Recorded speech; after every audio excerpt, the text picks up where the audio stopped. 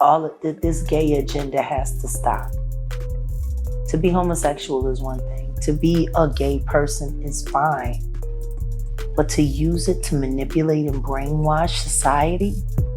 Like all these gay men singing all of these women, all of these love songs to women, even though they sucking as soon as they finish getting off stage. Like, just let him sing to his boyfriend. Tyler Perry has been making black people look like buffoons and idiots for years and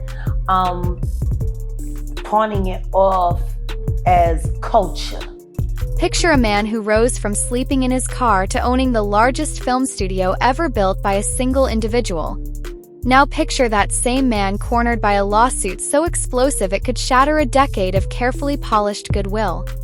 Tyler Perry has long been the inspirational poster child for faith, hustle, and black empowerment, but a storm of accusations says the empire may have been gilded with fear, silence, and favors no one dared describe out loud. On June 17, 2025, actor Derek Dixon sued Perry for $260 million, claiming the director turned the set of the Oval into a private hunting ground for unwanted intimacy. Green shots, eyewitness statements, and a granular timeline back him up. Meanwhile, a resurfaced video from heart-throb Christian Keys reveals a disturbingly similar story. Neo-soul firebrand Jaguar Wright insists she watched Perry freak off at the same clandestine parties that made Diddy drown in controversy.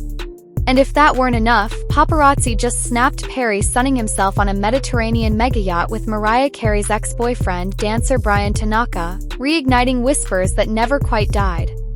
Faith, family values, and a billion-dollar smile built Tyler Perry's brand. But when three different voices describe the same dark pattern, and a fourth shows up on deck in designer silk, people start wondering, was this America's most wholesome mogul or Hollywood's smoothest predator? Let's follow the breadcrumbs, each one sharper, louder, and harder to ignore than the last. Tyler Perry's origin story reads like a parable delivered from a back row pew. In 1992, armed with the $12,000 he'd scraped together from a string of office jobs, the 22-year-old gutted a small church auditorium in southwest Atlanta to mount his first musical, I Know I've Been Changed, a raw, gospel-soaked tale of childhood abuse and redemption that mirrored his own life. Audiences, however, did not appear.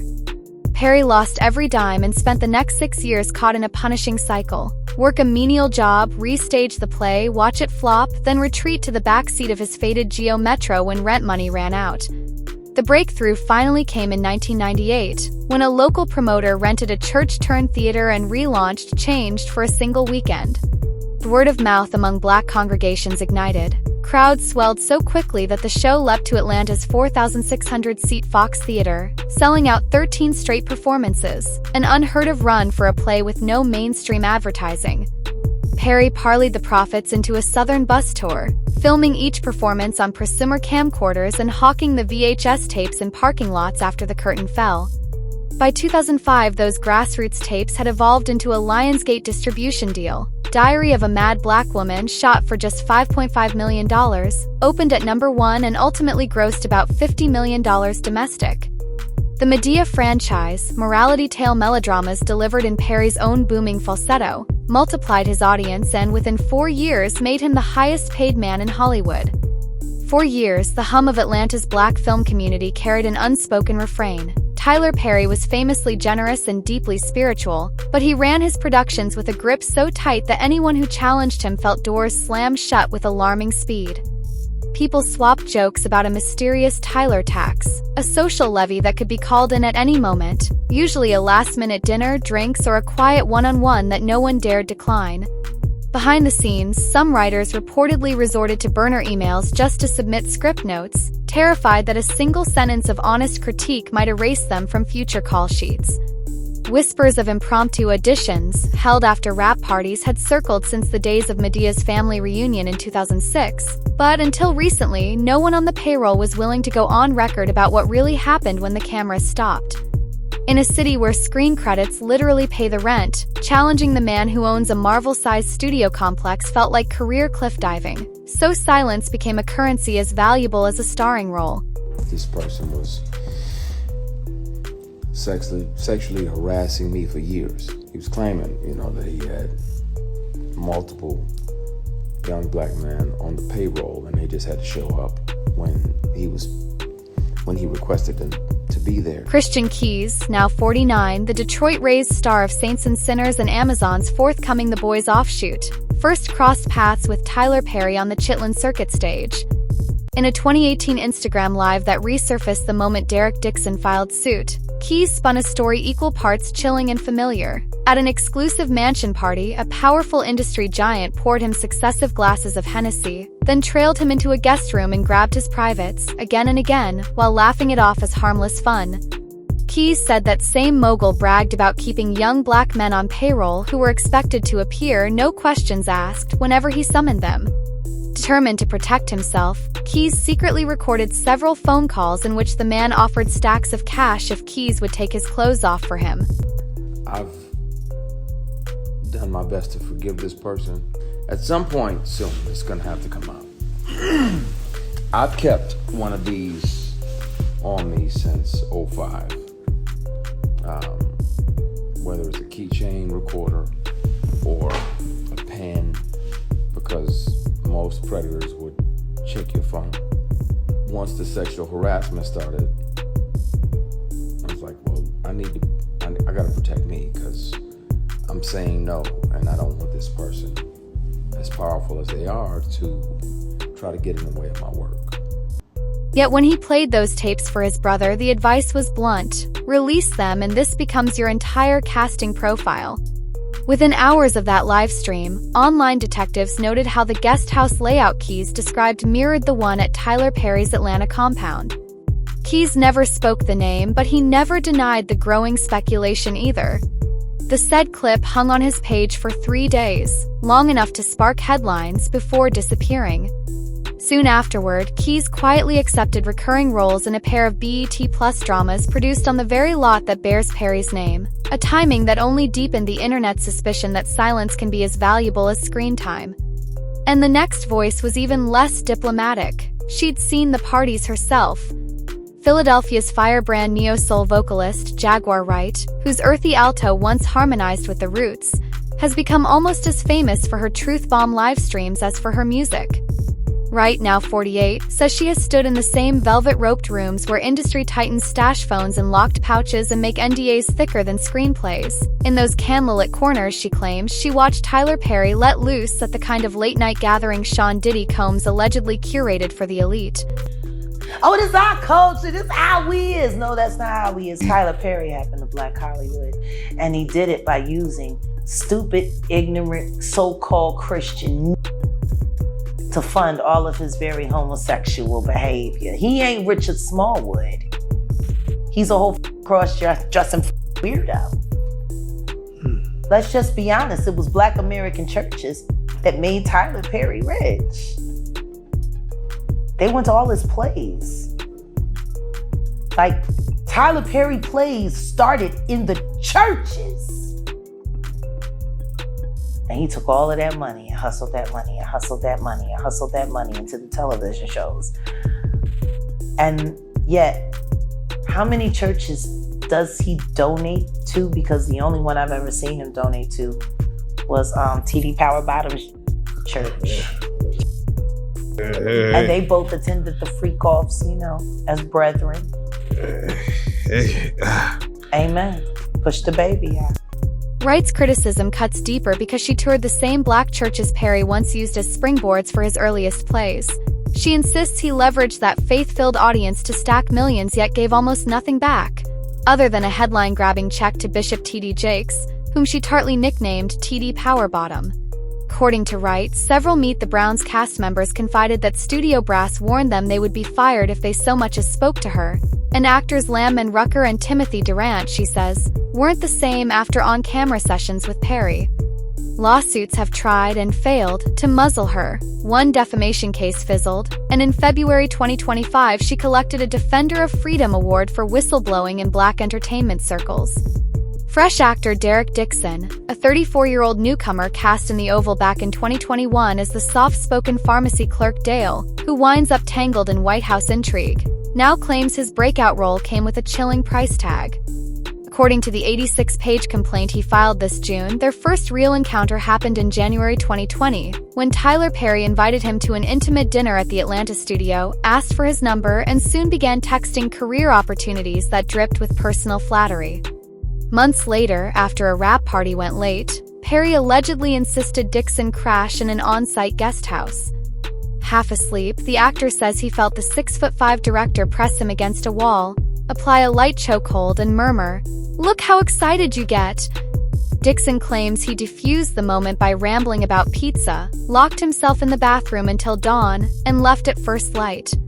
The lawsuit goes on to quote graphic text that followed, lines like, "No straight man cooks for you unless he wants to F you," boasts about hitting the G-spot on these bottoms, and threats to kill off Dixon's character if he didn't give in.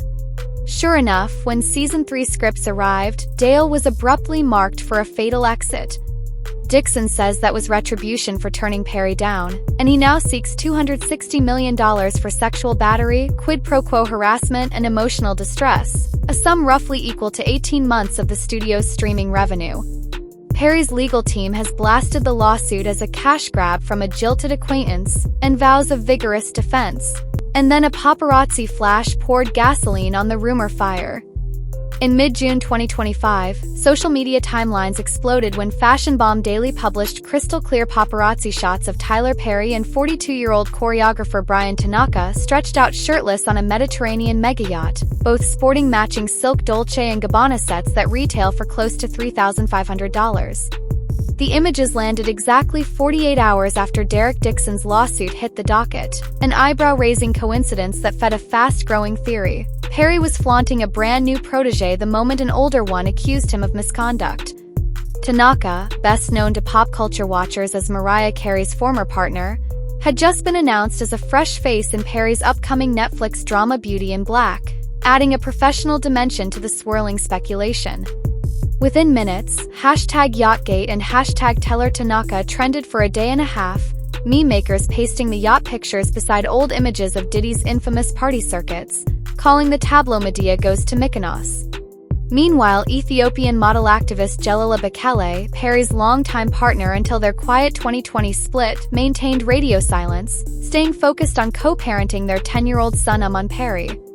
Observers resurrected Perry's own December 2020 gym selfie, captioned, "I'm 51, single and wondering what the next chapter will look like," and suggested that chapter had now sailed into the Aegean in designer silk. But the yacht photo is just optics. The real fracture is inside the empire. Tyler Perry's creative process is the stuff of Hollywood legends and labor union nightmares. He insists on total authorship, writing every episode, directing every frame, sometimes shooting 20 pages of dialogue a day without a single table read. Pace is blistering, leaving cast and crew almost no room to question a line, tweak a scene, or suggest a safer stunt. Behind that speed lies a quiet standoff with organized labor. Writers Guild veterans whisper that Perry routinely hires non-union scribes for overnight punch-ups, paying them well but leaving their names off the credits to keep the WGA off his lot. At the same time, he cultivates fierce loyalty on set by offering full health care after just 30 days, an unheard-of perk in Georgia's freelance film economy, and by binding everyone to non-disclosure agreements that carry penalties up to $1 million. The result is a workforce that praises their boss in public but trades anxious looks whenever his phone buzzes after midnight. That's when, according to court filings, the wholesome architect of Medea's Sunday sermons morphs into the guy texting about hitting G-spots and big Ds, language more at home in a 2 a.m. Twitter DM than a church foyer. Paradox is striking. A mogul who funds college scholarships and preaches abstinence yet stands accused of groping employees and dangling roles like carrots on a stick. Fans raised on his feel-good black church story arcs now wonder whether those sermons were inspiration or camouflage. Which leaves one question, a billion-dollar one. One thing is clear, if Derek Dixon's lawsuit punches through the gauntlet of discovery, the fallout could ricochet far beyond one courtroom. Several attorneys are already eyeing nearly a dozen BET crew members, production assistants, hair and makeup artists, even an assistant director, who might be compelled to testify about what they witnessed after the cameras stopped rolling. Should the judge greenlight subpoenas for Christian Key's secret recordings, every breathless "take your clothes off" and every promise of a bigger role could echo in open court, stripped of euphemism and context. Jaguar Wright, never one to miss a spotlight, has vowed to hand over backup hard drives if the court so much as hints it wants them, claiming they contain timestamps, photos, and emails that would make the Dixon allegations look like a polite request. Meanwhile, those yacht snapshots of Tyler Perry and Bryan Tanaka, once dismissed as tabloid fluff, have metastasized into 1,000 viral memes that puncture the wholesome narrative Perry polished for 25 years. In the split-screen court of public opinion, moviegoers now see two Tyler Perrys: the benevolent billionaire who quietly cut Cicely Tyson a 7-figure check because she deserved it, and the late-night texter bragging about big D's, threatening to axe characters, and allegedly cornering young actors who said no. Which image endures depends on who cracks first. A single assistant turning over a deleted text thread, a former intern confirming an after-party invite list, a stunt double producing a non-disclosure agreement with suspicious clauses. Any one of these could shift the balance. 'Cause power cemented by hush money and church applause begins to crumble the moment enough insiders decide the paycheck isn't worth carrying the secret.